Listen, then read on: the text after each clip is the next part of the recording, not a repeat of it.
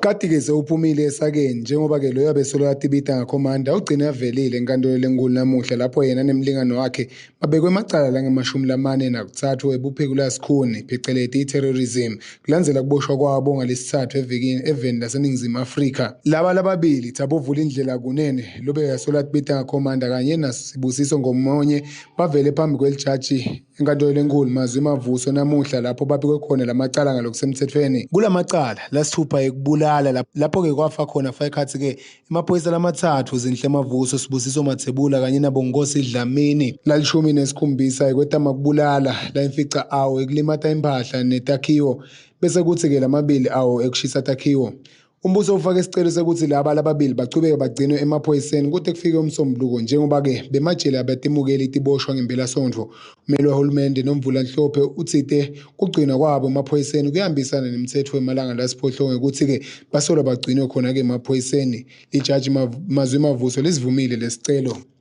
Lokuboshwa kwalaba lababili kulandzela kuboshwa kwalabanye basolwa labasolakala echungechungeni lwemacala ebuvukela mbuso lendiwe eveni kulandzela imisindvo leyesuka kuleli ngeminyaka wa-2021.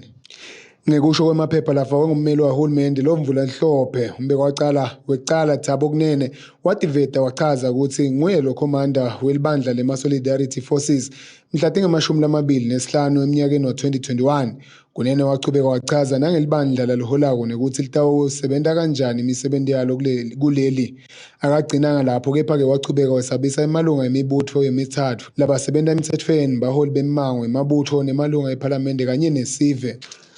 Lokwesatshiswa kufaka ekhatsi kuseshiswa kwesive ukuthi-ke singangeneli imicimbi nemigidvo yelive kufaka ekhatsi lusekwane nencwala eminyakeni lophelile lapho lomunye walamalunga awo lama-Solidarity Forces adutshulwa wafa kwathi labanye-ke abenabo babaleka.